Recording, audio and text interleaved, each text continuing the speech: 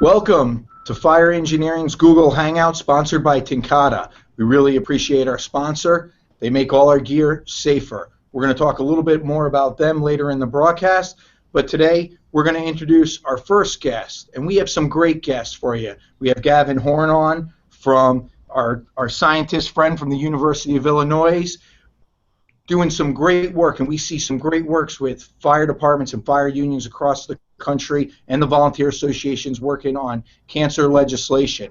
But legislation is a little messy at times, and today I brought in somebody to kind of help clear up some of the ambiguity on lobbying. Now, lobbying is kind of like lawyers. It's kind of like a dirty word out there. So I just got his business card, and it doesn't say lobbyist firm. It says government relations. So I think that's pretty good. It's D&B Government Relations, and we're here with Paul Nunez. He's also a fire commissioner in the city of New Haven, but he is the go-to guy at the state capitol in Hartford. You know, part of lobbying, part of government relations is showing up, and every single time I go to the Capitol, no matter what time of day or night it is, Paul's there. So, Paul, welcome to your first Google Hangout, and introduce yourself briefly and kind of your background, how you got into government relations. Absolutely. Thanks again to Frank and PJ for having me here at the Google Hangout. Glad to talk to you and give you a little insight to what the government relations lobbying business is and how you may utilize it if that's something you're interested in at some point. My personal experience as a lobbyist, I started my career as a lobbyist at 23, just doing, the basic minimal stuff, learning the ropes, learning the process at the General Assembly. Then moved on to a couple other positions that gave me more experience. One, doing the municipal liaison work for the city of New Haven, and then a couple of years working for the Speaker of the House, which gave me great sort of internal experience and knowledge of how the inner workings of a legislative caucus work. So now I'm a partner at a lobbying firm based here in New Haven. Most of our work that we conduct is at the state level, at the State House. We represent a multitude of clients, so we're known as contract lobbyists within sort of the industry jargon. That means that we typically contract with an entity, may it be a nonprofit, labor union, which we represent, or a corporation, which we also represent, and help them in representing their interests at the General Assembly. Now, that may be just general introductions. It could be looking to pass legislation. A lot of what we do, though, frankly, is defense. Every year, there are going to be numbers of issues that come up that may be harmful or not beneficial to the business practice, or even, let's say, things that sometimes come up in the labor world, not helpful to members and membership rights. So we work on a full spectrum of issues, and we put our skills to our clients and help them and do good work. Now, one of the things that I see is in our democracy, it's not user-friendly. And so if you care about an issue and you think that, okay, I'm going to go to the Capitol because I want to testify on this issue, or I want to go meet with my legislator, it's not as easy as we all think that it should be. And I think what a lobbyist does is really breaks down the barriers and can explain to the firefighter, the labor organization, the volunteer association of how to get that meeting, who to meet up with. A lot of fire departments think that the lobbyist is the guy that's making the sale. He or she is going in there making the sale. And my experience is the legislators and senators, they don't want the lobbyist to make the sale. They want the lobbyist to make the introduction, to bring in that career firefighter, that volunteer firefighter, to say what their issues are. Yeah, absolutely. So can you kind of hit upon that? Yeah, what I tell our clients all the time is that, look, we're going to be there 24/7. If the General Assembly's in, if there's a committee meeting, if there's a public hearing that pertains to you, we're going to be there. But we're really your shepherds for your issue, for your cause. I think you bring up a great point, Frank. Legislators, particularly with a fire union, I would say, or a volunteer fire force, they really care about these issues because most of the time they're constituents at home. So that's a great advantage for you. So, anytime, even if you engage a lobbyist, being present and showing up is a huge advantage. A lot of you are local voters, and they know you on a personal level. So that I cannot replace. Now, what we can do is help you streamline the process you go about advocating for your cause. Let's say you're looking to get a piece of legislation passed. We can help do all the nuts and bolts, how to get a bill introduced, what's the proper committee, what is the committee process like, and really help you streamline the process and make sure that you're not missing a deadline, that you're there for a hearing, that you're filing the proper testimony with the right person, all these little bits and pieces. Now again, because we're there all the time, now we're also going to represent what you're looking to do one-on-one with legislators. And any good lobbyist should really be able to delve into your issue, understand it, and be able to walk and talk whatever your needs are.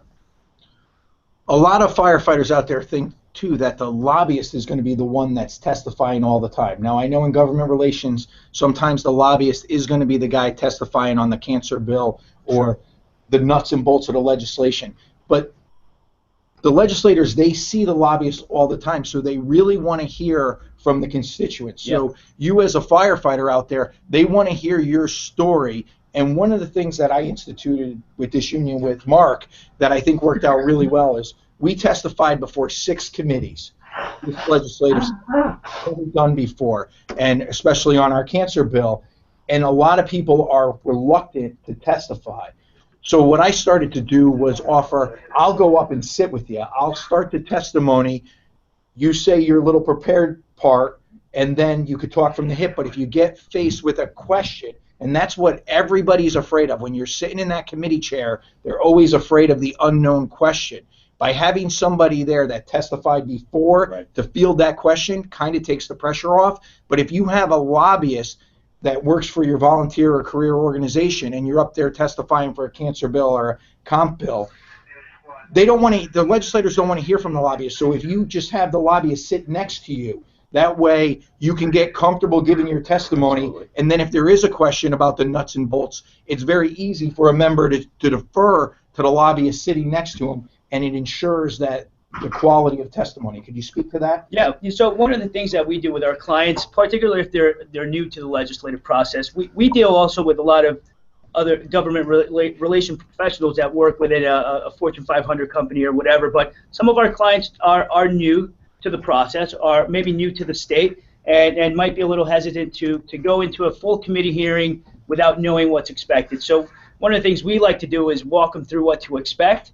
Walk them through what the typical committee back and forth will be. Also, who may be the likely respondents to your testimony, and also in certain cases, if we know that there are friendlies within the committee, try to pepper them with some easy questions to generate some conversation.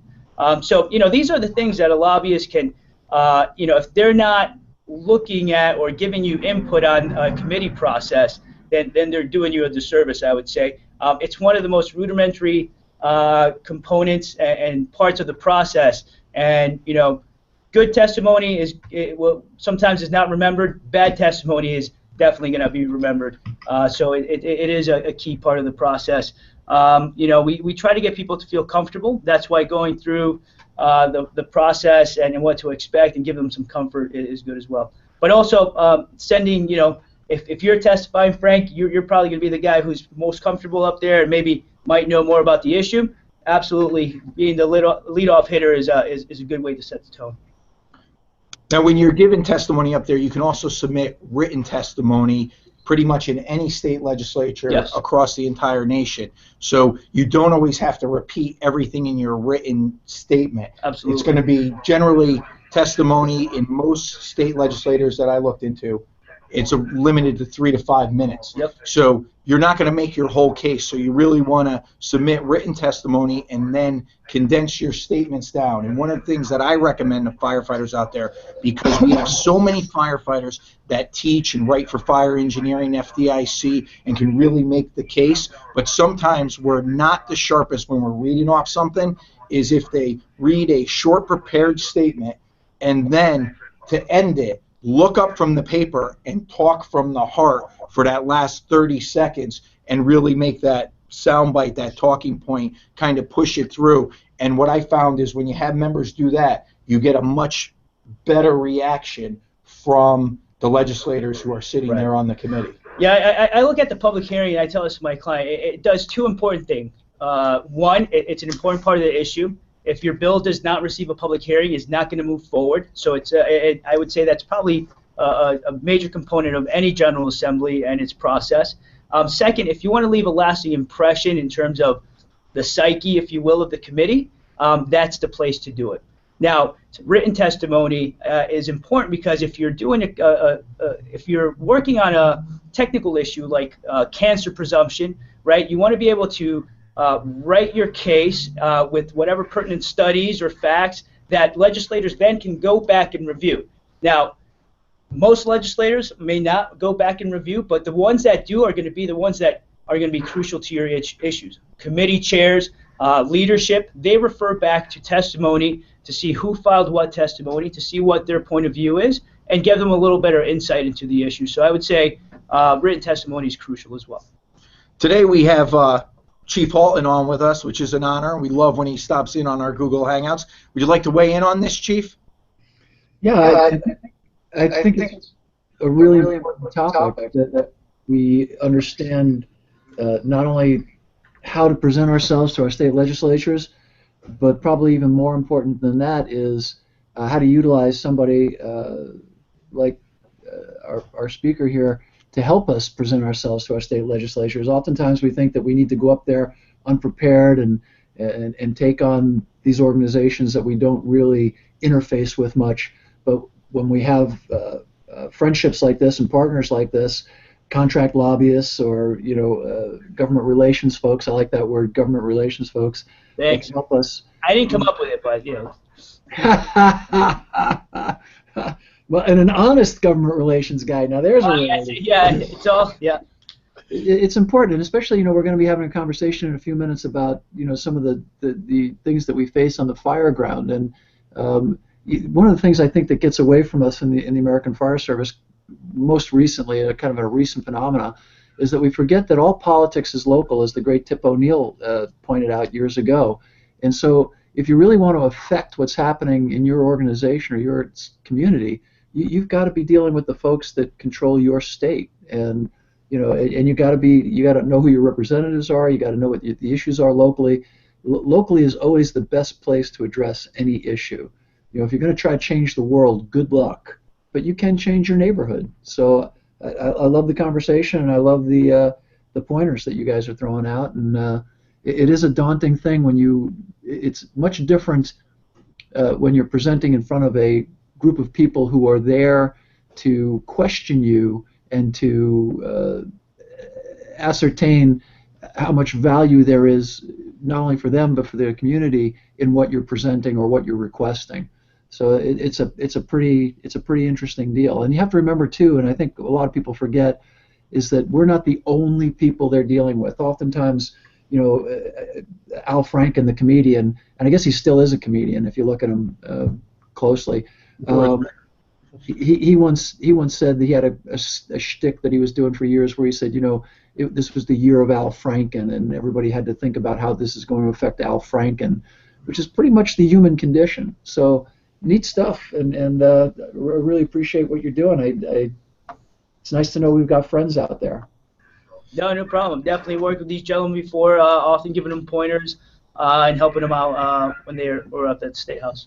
Paul, how important is it when you're working on cancer presumption or you're working on legislation up there, is it to get the firefighters en masse up at the Capitol? Yeah, I think the big showing of strength is important, particularly for a public hearing. I would say what's also key is the consistent follow-up.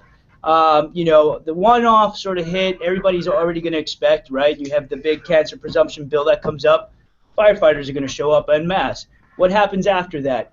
Do people call their local legislator? Do people reach out to leadership? Are there emails being sent? Are there phone calls being put in? So one of the things we try to get our clients to do is maybe sometimes if they have limited resources in terms of turnout, is to maybe say, all right, just turn out 10 people for a public hearing, maybe have 3 testify, but let's make this a long-term effort, and then we try to get maybe 10 phone calls or 10 emails a week in, and really just make it a longer effort and hit more people.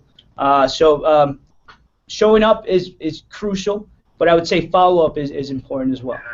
And if you're out there and you're asking your membership, and we haven't done this yet, and I want to move to this because accountability is a big thing. It's real easy to say, call your legislator, write your senator, and then life happens. You got to take the kids to Little League. So as a leader of any organization, if you're going to task your executive board, have them blind copy you on the email so you actually know it's done. It's another way of showing accountability in your organization of who's stepping up and making the phone calls. There's one other thing that I really want to hit upon that I think is important, and my mother taught me this. My mother passed some of the staunchest anti-drunk driving legislation in the country through Connecticut. She had dinner with George Bush, was invited to the White House, and she wasn't political, so she always viewed herself, as I view the fire department should, as an issue advocate. She didn't know what the difference was between a Republican and a Democrat. She only knew about her cause. And she would anger some people because she would go to both sides of the aisle to sponsor bills, but she was extremely effective. And one of the keys to her success is she knew every individual's staff by name more than she knew the representative or the senator. And I think that as a fire service, we often forget that the people that come in the room with the senator or the legislator, they are just as important, if not sometimes more important, because those individuals have influence. They're with the legislator, the senator every day, and people kind of brush the staff to the side, not realizing that they're the ones that get it done. I guess it's kind of like the nurse in the hospital. You know, you always want to be nice to your nurse. Can you speak to working with the staff? No, you're absolutely right. And over time, you know, having been a former staffer myself, somebody who interacted with lobbyists, I got to see who was a good lobbyist and who wasn't just by how they treated staff and dealt with staff. Staff is crucial. Many times, whether it's a legislative aide or maybe a policy staff person, they not only manage the issues, but they manage the elected officials' daily capital life. So their meetings, what issues are coming across their desk. So developing relationships with staff can be crucial in many cases.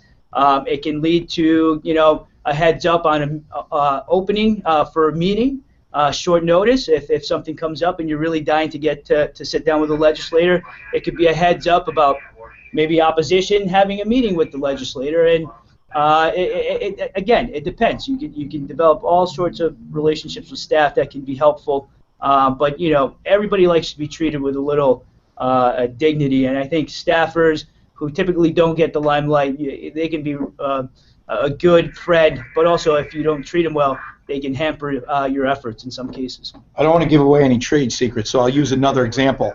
Mark and I were talking to Fox 61 News at the Capitol about the cancer bill, and you know, it was Mark's first time on camera. I said, don't worry, we'll do it together, and anything that happens, we'll cover you. I always treat the camera people with reverence. I always make sure I go up and I talk to them, and a question came across, and I actually think it was me who flubbed the question, not Mark. So I just said, excuse me, sir, would you mind, let's cut that and ask me the question again? And everybody there is looking at me like, you can't do that? Sure, no problem, because it's not the on-air talent that determines whether you look like a jerk or not. It's the camera person. The camera person is cut in the car, and we see time and time again that people don't pay attention to the camera person. And if you're doing an interview especially on a cancer issue where it's a state issue and it's got to be right, as long as it's not live, if you stumble a word but you liked what you said, just simply be polite and say, excuse me, could you ask me the question again? This is important. And I have never, whether it's Fox National News, CNN National News, or the local news affiliates, I have never had a cameraman and on-air talent say, no, we can't do that. They're a little surprised at first, and then they re-ask you the question. Yeah. And Mark did a great job for his first time being on camera, but it also puts him at ease that there's a chance to do that. But making those connections are key. I did use that tip. You know, Frank, I think one of the biggest problems is the unfamiliarity with the process and almost being intimidated by the process, being intimidated by the legislators or the lobbyists, and not knowing how to actually get involved. So one thing I want to is throw a shout out to anybody watching today or listening today. If they have questions on how they can get involved locally, how they can reach their lobbyist, use the hashtag FETalk, post your question, and we'll try to get that answered, you know, as long as we have Paul here today. But maybe you could speak about that briefly. So you have someone like me, I've never really been involved in the process. I think I kind of have because I'm so close to Frank. By osmosis, I get a lot of the information. But for somebody out there that has never been exposed to the process, and they're a volunteer firefighter, they're a career firefighter, and they want to start getting involved or start paying attention to what's going on, Sure. How do you recommend they do that? Yeah, I think you probably already have a great resource to you, and probably your AFL, CIO folks. They typically are already engaged with contract lobbyists, so using them as a resource. I know in Connecticut in particular, the International does have lobbyists, so they're some of these other statewide associations or other union affiliates have contract lobbyists, so they're used to the game and can maybe give you a little primer on how to, what to do, when to show up. And a lot of it's on research, delving into the state's legislative website, tracking issues, doing stuff like that. But, if you're engaging a lobbyist and you're not too sure, I would say a good lobbyist will try to give you the best introduction to the building as possible. Because at times some ridiculous stuff happens, and it might sound like we're making it up. So I always try to give a first-year client the full view of what's going on. Try to have them as many meetings as possible, so they get a taste and flavor and speed for the place. So when it's 11:30 at night and they're wondering why isn't our legislation being called up, they're already a little used to how the pace of the building can go. So that's, we want to make sure as lobbyists we also give you an understanding of the culture of the place, because that can drive a lot of the decision making. And for the lobbyists, going back to issue advocates, Connecticut, our volunteer association has a lobbyist.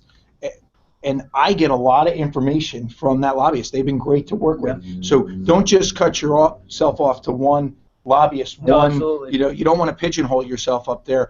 What is the issue? Who's on the same side for the issue? And you may be on a different side next week, but today on this issue, everybody's at the same table. So reach out and make those connections, and you'll find that you'll get good information from all sides to move the fire service forward.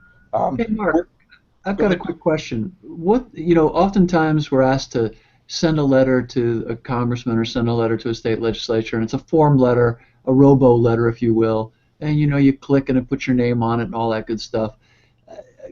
It's kind of a two-pointed questions. What's the most effective way to really influence these people outside of lobbying and having a cause and all that? But if you have an issue, say it's a single issue or a local issue with your organization or with your department, and you're trying to get something through the system, is a personal letter written out more effective, or a phone call, or an actual visit to that legislature? What would you recommend if someone at the grassroots was trying to have their voice heard to be the most effective way to do something? Yeah, so typically most of those will get screened by a staffer, but I would say in my point of view, the phone call is I would probably put it up at the top of the list, followed by a personalized email. Typically phone calls will get screened by a staff person, but it just shows that you've taken the time to contact the office, right? An email is a little more passive. Sometimes I've seen legislators actually return phone calls to a constituent, which is another good thing. The email, you may get the legislator, you may get a staff response.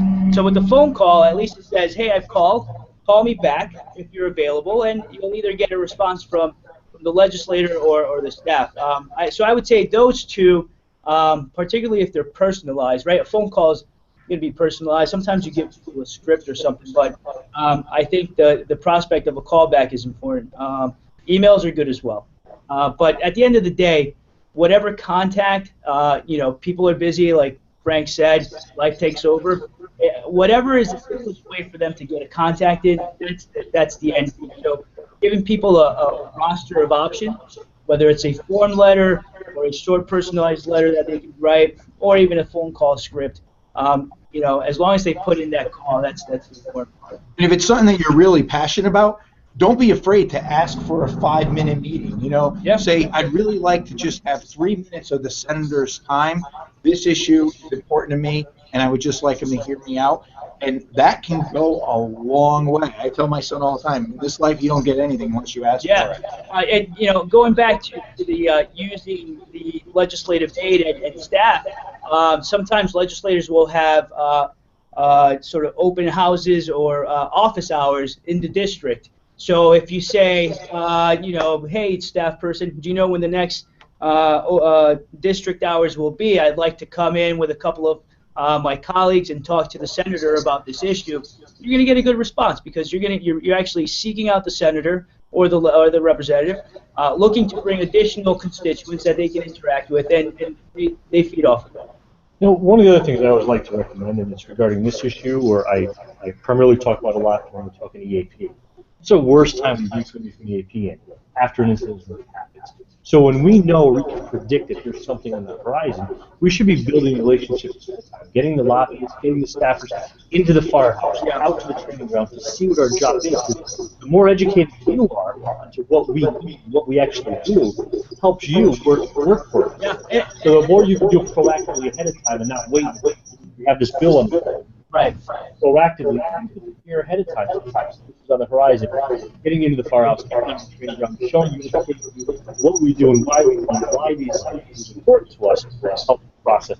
Yeah, no, I think being proactive in your relationship building, I think that's what you're really getting to at the heart of is how do you build a relationship with this legislator so you don't go in cold when it's like, oh my God, this bill is going to be horrible for us. It's going to take our collective bargaining rights away, and we need you to stop it. Now, again, state by state could be different as to the how real that scenario may be. In Connecticut, probably not a real scenario, but sometimes things come up like that. So I would say to that, and this is probably a pretty good trade secret, I would say, is right now during election time, when people are up for re-election, they're most willing to show up in front of a group of professionals who are advocating for an issue, particularly if those professionals live in their town or district. So you can be a little smart about how you package that and say, let's say most of your town is represented by one senator and most of the firefighters live in that town. Well, that's a great opportunity to introduce them to that legislator.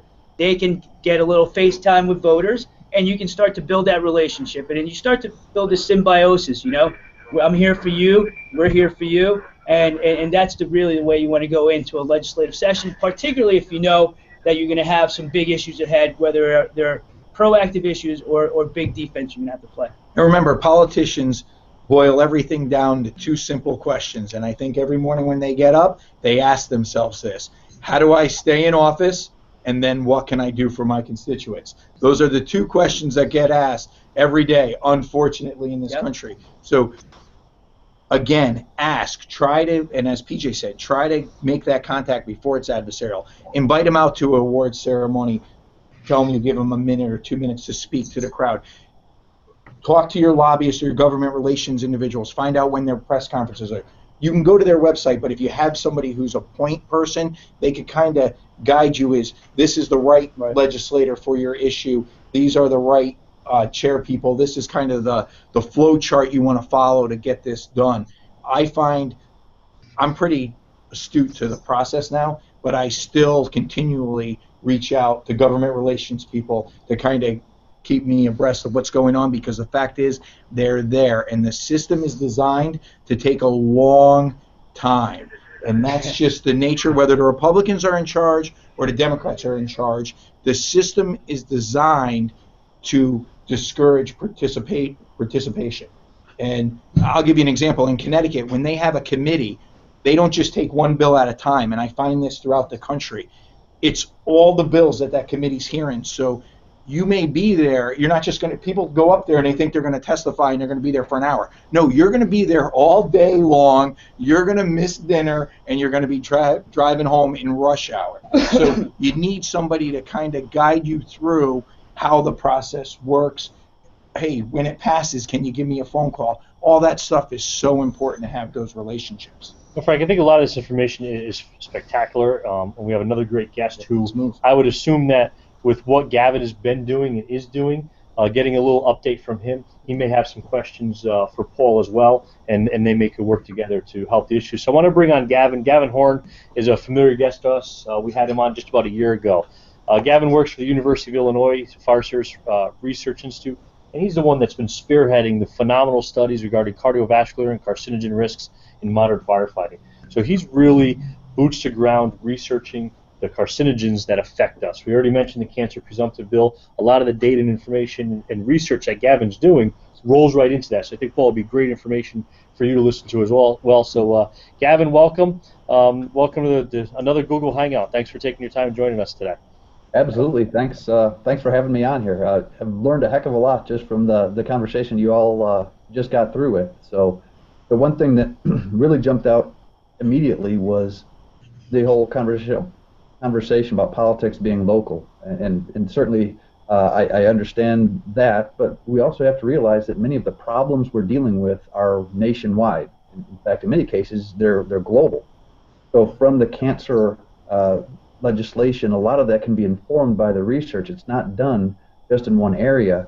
I've talked quite a bit with Frank about how we can use some of the research that we've done, and it might be able to help support him while he is doing all the political work on the background. So even though the politics are local, and how the information is going to be used has to be translated to the local realities, we can use the information that's gathered from NIOSH's studies on San Francisco and Philadelphia and Chicago.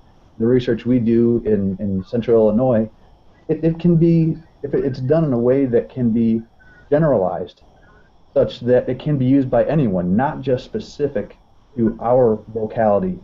It really helps, I think, and I would imagine, I'd love to hear your feedback on this, to use that. So it's not just when you're going up and talking with a legislature, that using someone's individual experience, we have a collective research basis on which to develop these arguments as you're going up and making those conversations. Gavin, that's very well said, and as a disclaimer, when I was testifying before the state, I reached out to Gavin to send me some talking points. So, correct, while politics is local, having those national resources that are credible are phenomenal, because we won the presumption of cancer in the state basically based off the science. I am going to let Paul go, because he just bought a house and he's moving in, and he did us a favor to come in today, so we really appreciate it. And I want to thank DNB Government Relations for taking the time out of their day to help us out, and kind of put moving on hold for a little bit, and then we'll turn this over. If you could plug our sponsor, who has just been fantastic to this Google Hangout. We really appreciate everything Tincata does, and I'm going to walk. Thank you very much. Nice to meet you. Pleasure being here. Well, we changed chairs around here. I know we have some information to put up regarding our sponsor, Tincata. I know Chief Holland can speak much more eloquently about them than I can, especially due to his factory tour that Frank and I missed out on. What I was pretty amazed is what they actually do for the fire service. You know, we assume that our turnout gear is our turnout gear, and it's brand specific. You know, you buy a certain brand gear, and that's what you wear. When I think a lot of miss the point that almost all turnout gear made with Tincata fabrics. Not everyone, not 100%, the majority of gear is made with Tincata fabrics, so they have a in the puzzle for all of our turnout gear. So they're working each and every day. All of us, starting what brand or specific brand name that you're wearing, there's probably Tincata fabric on it, even though you might want to mention that a little bit further for some of the information you learn while you're there. Yeah, very well said, PJ. TincataFabrics.com, TincataFabrics.com. Check out the website. Phenomenal information in there. Great company, 400 years old, started in Denmark. They used to make sails for the Danish Navy. And to what Gavin's going to be speaking about in a few moments, you know, it's very important, the research that Gavin's been doing, and he's exactly right. You know, politics is local, but information is global. So if you take that, you know, the global information and use it locally to help get better legislation done, that's a very eloquent and great point, and couldn't say it any better than Gavin just did. And so, you know, when you look at the Tincata site, you know, you can help with some of the information that's there on their site to better understand how your gear operates with you on the fire ground, and what your gear can and cannot do for you, and can help you to affect how you're going to spec gear and how you're going to care for your gear, launder your gear, et cetera, et cetera. So great company, tons of information, wonderful people, tremendous sponsor of FDIC and fire engineering and all our other, and fire rescue and all our other our sites. So we really owe them a huge debt of gratitude. But Gavin, I'd rather give the time to you so you can explain, you know, what's gone on and what's going on down there at that great Illinois Fire Institute, and get everybody up to speed on on what's happening. Yeah, absolutely. Again, appreciate the opportunity to discuss this in a little bit more detail with you all. I know we've had a couple of different webinars and such that allowed us to get the information out. You know, one of the most critical pieces of the research that we do is not to produce a peer-reviewed academic document that sits on a shelf that, you know, some researchers might read in the future. This has to go out to the fire service. It has to be used by firefighters when they're going to make their operating policy, inform some of the tactical choices that they might make based on their operational realities. It goes to the standards organizations, so we can potentially update some of the tests or some of the ways that we understand how the gear works. And it goes to the manufacturers, not just of the PPE itself, but of the materials that go into the PPE. So the goal of the research is to provide information to everyone in that food chain.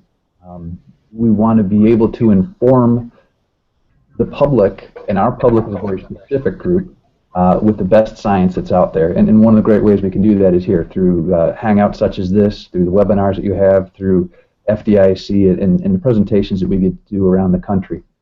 So appreciate the opportunity to do this. Just to make sure everyone's on the same page, what we were talking about just briefly a little bit ago was a project that we ran last summer. And it was a pleasure, Chief, having you out and covering that in detail. We looked at some scenarios that replicated a typical fire ground that we might respond to in this day and age. So, relatively small, single-family structure. We did 12 different fires in that structure. Typical contents, room and contents, it was very repeatable.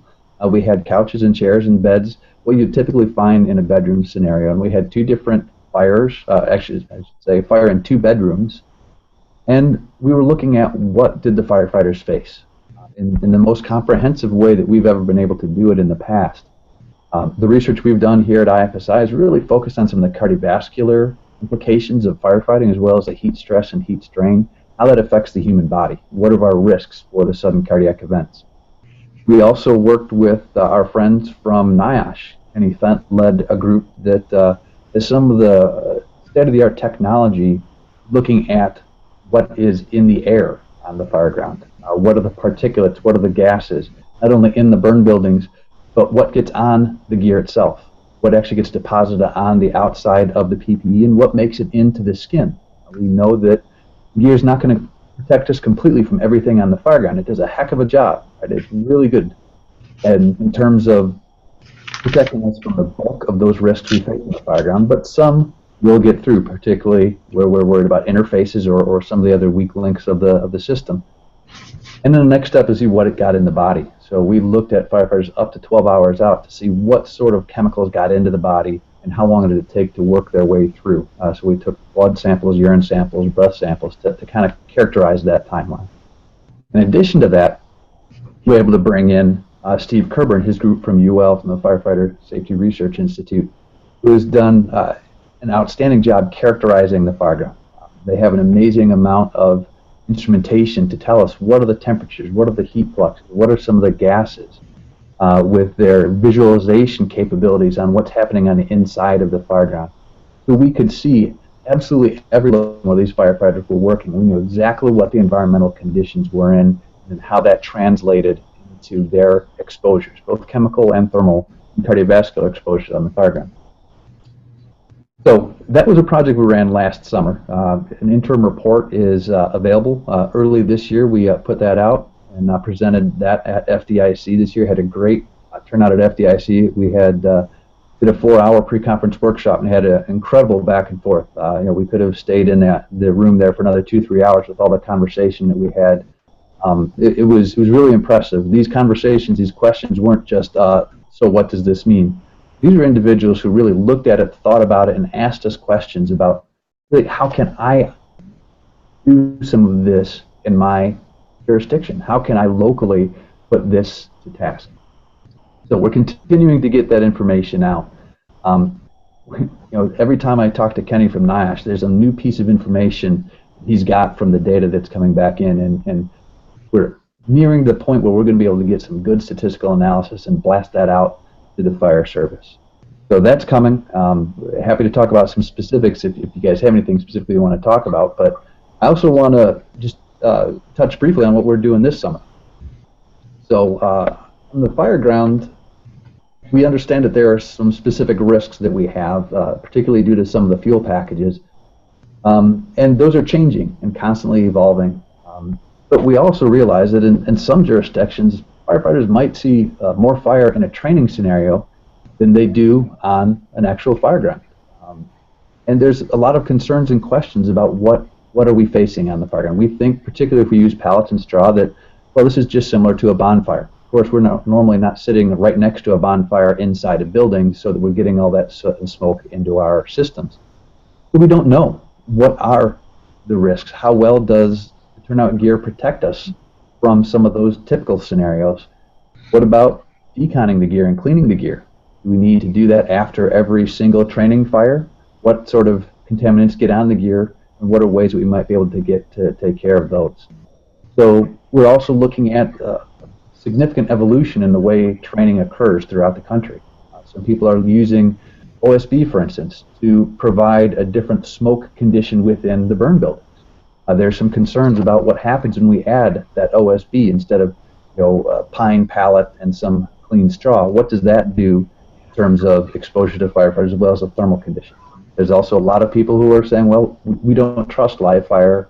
We want to look at options outside of live fire training. So we'll use a theatrical smoke condition and use that as the training scenarios that we have. So we're going to study that as well.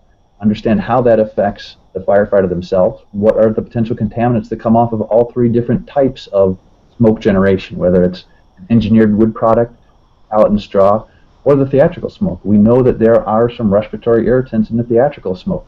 Kenny Fent has done some research on that as well. We're also really interested to see how does the human body react. Because we're pulling the same line into the same structure or the same type of structure, do we have a different response when we have pallet and straw with real fire and real heat versus when we're doing something just with a theatrical smoke? How does the human body react to that? Because that's also a critical component of training. It's not just pulling the line, which is a critical task that we need to make sure that we can do in a repeatable and safe and reliable manner.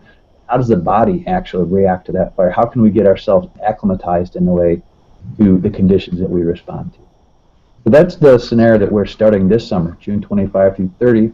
Chief Halton is going to be out with us again, covering it and giving you all an inside view on that.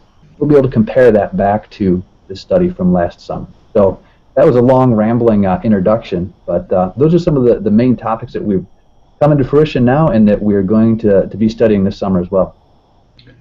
Hey, Gavin, I got a quick question for you.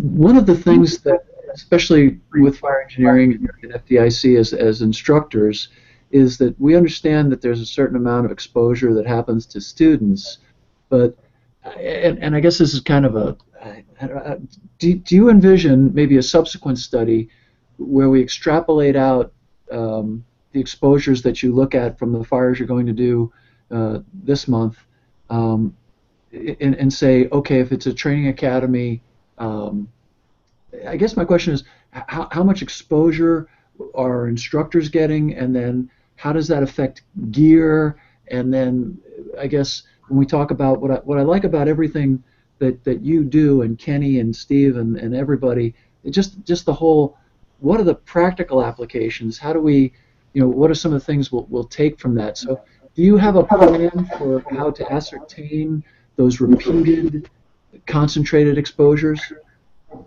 Yeah, Chief, that's a great question, and something that was asked of us earlier as we were developing the study. And again, this is one of the advantages of talking about the study in advance of actually doing the data collection.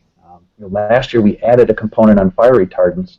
It wasn't in the initial study because Kenny had been talking to the international, and this was a concern that they had. We were able to add that component because we were out there, listening to what the fire service's concerns were. And then, it added a little bit of money here. We scraped some money together from these various different locations, and now we have some brand new data we didn't have before, and we weren't even going to collect. And to your point here, this is exactly something that we've added to this study. We are going to have 5 instructors. So This scenario is going to be a little bit more hectic than last year. Last scenario, we had firefighters come at 9 o'clock in the morning, and we did one scenario each day. For the training scenarios, we're actually going to have 3 groups of firefighters arriving throughout the day. So each firefighter will go to one specific scenario. So, for instance, on day 1, they might go into the pallet and straw fire, and then we will track them for 3 hours after that. So if the first burn starts at 9 o'clock, the next burn will start at noon, and the next burn will start at 3. We're going to have the same instructor cadre working with those firefighters throughout each of those 3 burns. So now we realize that there might be some scenarios where you might have more than this, where some instructors might be going in 4, 5, 6 times within a day. Some might be limited just to 1. But in this case, we're going to be able to directly compare with those exact same fires the student who goes into it once versus those instructors who have 3 different evolutions through it. We don't expect the instructors to have the same physical stress. They're not going to be pulling the hose or rescuing the victims. But we also would expect that quite often our instructors are a little bit higher. Sometimes they're trained to stay a little higher in the structure so that they can feel the thermal conditions. They also have multiple repeated exposures to those conditions. They're going to be working through industry best practices of each condition, but at the end of the day, we'll have a set of gear, 3 sets of gear that have gone through one fire, and then another set of gear from those 5 instructors who went through 3 different scenarios. And we'll be able to take a look at that. We've also never looked at it from a cardiovascular perspective. We have had studies where we've looked at repeated bouts of firefighting in terms of how that changes the core temperature. We see it continue to ramp up throughout the day, but never looked at it from an instructor perspective. So this is exactly one of the ways that by engaging the fire service throughout this conversation, we can start to address some of those questions. And it's not going to be perfect, but this is going to be the first bit of data that will help us to understand and move down that path of not only policies for the fire ground, but policies for training scenarios. Most of the departments have their own training cadre. We're a state training academy. This is information we need to help us do a better job as well. Gavin, what I think is great on what we're doing is we all clearly know of our risk. Our cancer risk is higher, and we all have had exposures. We all have known brothers and sisters firefighters who have been diagnosed with cancer and gone through treatment. Some are still here with us, some are still not. But what you're doing is so unique because you're actually getting real lifetime data on how we are actually exposed. We know we're exposed, we know it's getting into our system, but actually how that's occurring is phenomenal. And we can put that off back to our gear. How is our gear actually protecting us? You can ask any cop how to best protect them from, they know. You ask a firefighter what their gear protects them and how it actually works. Not a lot of them know that answer. So the educational piece is really, really key. Something that you said, which I love, is the science is not telling anyone how to do their jobs or how to do something specific, which I think is a very important piece. That yourself at the University of Illinois, you're gathering this information, you're presenting it to the fire service, so we can decide how we're going to utilize it. The good work that Steve and Dan and everybody's doing over at UL, gathering the data before putting the science together, putting the data for us to determine how we should use it on the streets. And as long as we stay with that mission, I think we're really going to change the fire service across the country and overseas. You guys are doing phenomenal things. But the other piece I just want to add in is kind of a personal story. I know, Gavin, we spoke at FDIC about this, and you're talking about training fires. Frank gives me a hard time. I'm the dollhouse instructor. Everybody knows me because I'm burning all these dollhouses. And when we first started burning the dollhouses, OS&B, a couple handfuls of straw, and some pine strips is our fuel package. And I was teaching burning these dollhouses all over Connecticut and outside of Connecticut. He's like the Burgermeister. He's taking away all these toys from these little girls and boys now. Yes. And I was burning the boxes and narrating and giving the fire behavior lesson and talking about the tactics. And 2 to 3 hours later, I was going home. And I was getting sick, nausea, vomiting, diaphoresis. Couldn't figure out what was going on. Thank goodness it only took me twice to realize what was actually happening. The smoke and the gases from the OS&B were making me sick 2 to 3 hours later. Nothing like I've ever experienced at any building fire that I've ever been at. Every fireman's had that post-fire headache. from the CO and from the other gases that we're exposed to. That's something we're familiar with. But to go home and 2 hours after burning, a 10 to 12 square foot dollhouse, I was getting sick. So now we won't burn them without wearing an SCBA. I thank goodness that it only took me twice to realize what was going on. And of course, now that not only am I burning dollhouses and getting a hard time for that, now I'm requiring SCBA. So, it's interesting that something, 10 to 12 square feet of OSMB was putting me down for the count with nausea and vomiting and diaphoresis. Now you make that into a 2,500 square foot house, and now you add in the couch and carpeting and the contents. What are we really, we're not helping ourselves.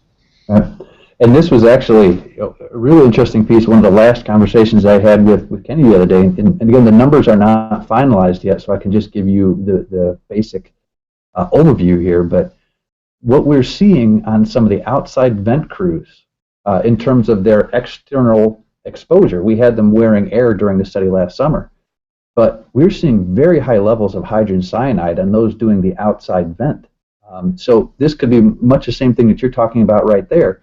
Not even inside the structure, doing vertical ventilation, horizontal ventilation, particularly just outside that fire room. In the interim report, we had one study or one scenario.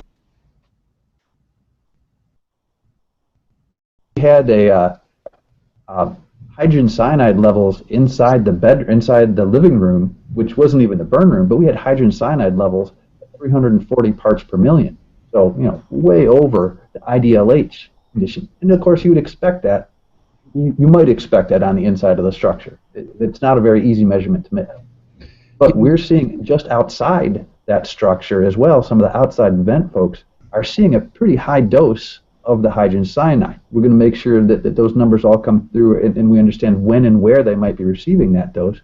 But this is an example of where we need to understand the importance of wearing our SCBA, not just when you're doing those dollhouse burns on the outside, but what are we exposing our guys to if they're sitting in the plume in those environments?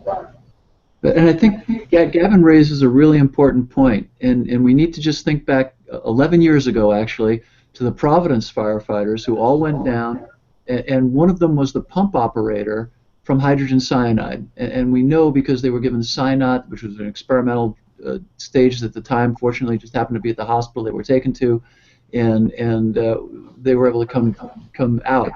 And so when Gavin and others opine about potential applications of this research, I think it's important, as PJ mentioned earlier, no one's telling you what to do, but they say only an idiot offers advice, only a fool takes it. Well, consider me a fool.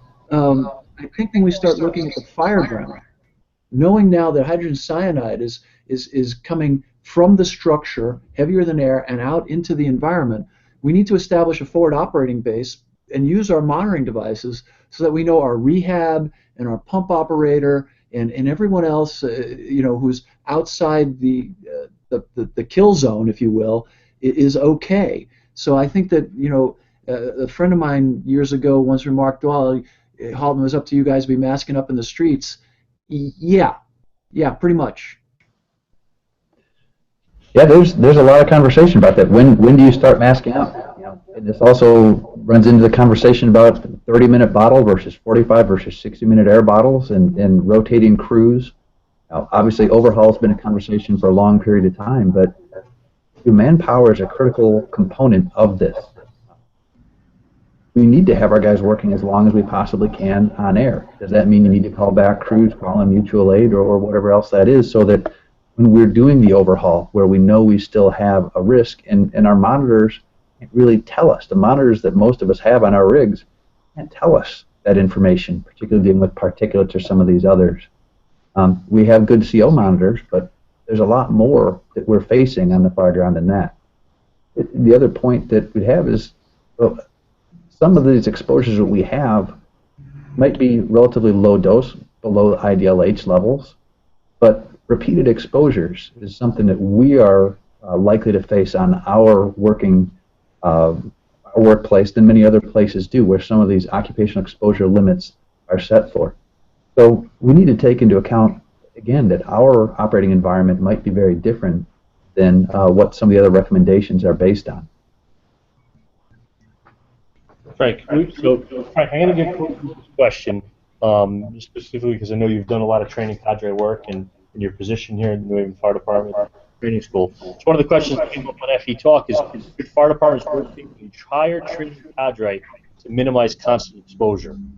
So what do you think about like a timeout period for your fire service instructors who are bringing recruits through burn after burn after burn? What's your opinion of that from a training perspective? We'll get Gavin's into the science side. Well, when I was in the training, it was something I did even before the science. Besides the cancer and the toxins, going into training fire after training fire, it just beats the living hell out of your personnel. It destroys them, especially when you get a department of 367 individuals that got to keep going through it. So it's day in and day out. And what they used to do was they would bring down the companies and leave them there all day long and do 8 or 9 burns. And we were seeing operational deficiencies within the fire department because you weren't getting to the entire fire department. So one of the things that I did that I think benefited the fire department, benefited the instructors, and benefited the citizens was we did 2 burns a day. So we would do a morning burn and an afternoon burn, and we would set it up like a real fire and basically say, these are the objectives we'd like you to kind of work on, and then we would critique it as a fire afterwards, bring down a full box assignment. Then as soon as they were done with that burn, critique it, clean up, they would go back to the firehouse. And in the afternoon, you'd bring down another set of the company. And the theory was, yes, you weren't rotating everybody on the pipe, everybody on the roof, but with overtime and special leaves, by the time the department was done, we were seeing people 2 to 3 times that were working on these individual things, and we started to see the members' proficiency come up because it's all muscle memory, and you weren't beating up the instructors so much. So to do a live burn, OSHA doesn't say that everybody has to be on a pipe. That's a firefighter 1 NFPA skill thing. It says that you'll do a live burn annually. So as long as you're doing the whole department, you don't got to run them through 8 scenarios. Run them through one good scenario and make sure they actually extinguish the fire. I mean, all these burns that you see, they do their annual live fire training, they go in, okay, just half the nozzle. We're not training them to fight a real fire. You're not helping your members. Have them fight the fire the way they'd fight the fire. Do it correctly, critique it, learn from your mistakes, send them back, and get another set of crew. And now you're not killing your crews, because God forbid you get a working structure fire that afternoon.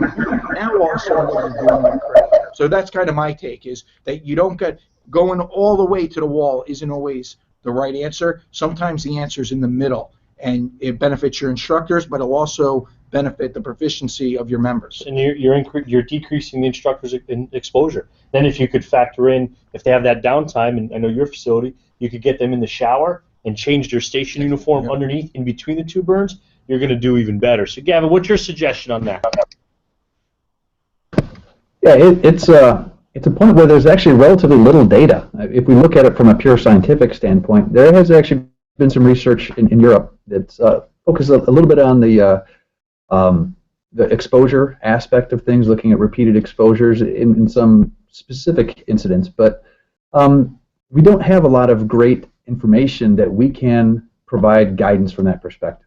Now, from my position here at the Fire Service Institute, our state training academy, and time as an instructor, we will often build in that rest period in between these scenarios. So even if you have 2 to 3 in a day, we're not going back to back to back often due to some debriefing with the firefighters themselves that will help alleviate some of that repeated stress and repeated strain. I think the data that we're going to have will tell us a lot more about the gear itself. You know, from a pallet and straw fire, what does the gear get exposed to? Can we rinse it off and get 90, 95, 99.99%, whatever that is, off of the gear and reduce some of those exposures from that perspective? I think good practice tells us that we want to make sure our guys are not so beat, particularly if they're going back onto shift, that they cannot do the job. We know that there is a recovery time from our firefighters as well as our fire instructors. It takes about an hour for heart rate to come back, for core temperature to go back to baseline levels, assuming you're just resting and relaxing. That's not going and reloading hose and cleaning hose and refilling SCBA and getting the apparatus back in service. You know, it's a conversation that we're having quite regularly now, is what's it take to get the firefighter back in service? What do we need to do from a rest, from a nutrition, from a hydration perspective. We've got little bits and pieces of that information, but we're changing policies here so that, a couple of years ago, after we started doing some studies looking at hydration, every firefighter who comes to IFSI is issued a water bottle. And they have to have that water bottle with them when they're going out to the burn buildings, and the instructors are trained how to make sure that they're rehydrating, getting themselves ready to go. Instructors themselves have to do the same thing. We're now working on a policy so that with that water bottle, there's also some access to the skin cleaning wipes as rapidly as possible. We don't know whether that's going to be individually issued or we have a big tub or how we're going to do that. But in order to help that recovery process, not only cooling down the skin, but also getting some of those contaminants off of the body as quickly as we can so that we can reduce those exposures. But, again, this is going to be the first data that we're going to have in a controlled scenario that we're going to know exactly what's in the buildings with UL's instrumentation. We're going to know exactly the particulates that get in the air and the gear and the skin from NIOSH's instrumentation, and what happens to the firefighter themselves from the cardiovascular and the heat stress component from the work that we do. And there'll be a first step in answering that question. Besides, we know Chief Halton is going to be there, and he does usually phenomenal coverage when he's out at these events through these Google Hangouts. Right. How else can the fire service as a whole, besides through fireengineering.com, follow what you're doing, what's going on? Well, we will keep things as up to date as we possibly can on Twitter. Our Twitter handle is at IFSI Research. UL's team also is very good at keeping that information out as rapidly as possible on Twitter through their rapid tweeting, Facebook. That's probably where we're going to get the most up-to-date information as we're going through this process. But fireengineering.com, Chief Halton, we had a couple of conversations of different ways that they might be able to cover that and working out those details there as well. But we're going to continue to get this out in as many facets as we can, whether we're talking with you in the not-too-distant future, webinars back at FDIC next year. This is a critical aspect of the research that we do so that we can get the feedback. We talk about peer review sometimes as an academic process, which is critical for what we do at a university like this. But we have two different peer groups that we have to have reviewing this work. And to us, one of the most important is the fire service peers that we have, so that they can give us this information about adding instructors, about their operational realities. Is there ways that we can incorporate that, or at least make sure that this work can be translated to their conditions where they're going to be doing the training aspect. So we're going to push the information out as fast as we can. As with everything else, we got to be careful to make sure the science is right. So that's why we're holding off on giving some final numbers, because there's a very rigorous statistical process that we have to go through to make sure that, just because this looks bigger than this, we're sure that it's bigger than that. And it's not just the fact that we have so much variability in the process, that we can have confidence to say that this is significantly different than that based on all academic rigor. And then we take that out and say, okay, how do we test this? How do we test the gear? How do we test skin cleaning wipes? How effective is showering or the detox saunas or these other different things that are out there that can potentially improve the outcomes for our firefighters? We want to pass it because we're kind of hitting that witching hour. We want to thank TNCADA, and we'd like Bobby Halton to close off our show for today and give us his words of wisdom.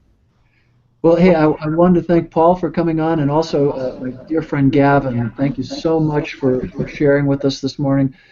We will be there on June the 27th. We'll be streaming live at 8:50, at 11:50, and at 2:50, 10 minutes before each one of the experiments. We'll have either Gavin or Kenny or Doug or Denise or Stevie or Robin kind of giving us a overview of what we're going to be looking at. And then we're going to also be doing a live round for the evening with Gavin, our facilitators, kind of just a conversation about what the testing was about, what some of the preliminary thoughts are about some of the evidence that might be being gathered, and then how that evidence is going to affect us, operationally on the drill field, and maybe even some of the consequences of it in terms of technology and gear and such down the road. But one of the things to remember, and Gavin's always excellent at doing this, is that we're at the beginning of the beginning. Science is a self-correcting industry. If you look at even the medical industry, years ago when I came on, it was all airway, airway, airway. Now it's all circulation, circulation, circulation.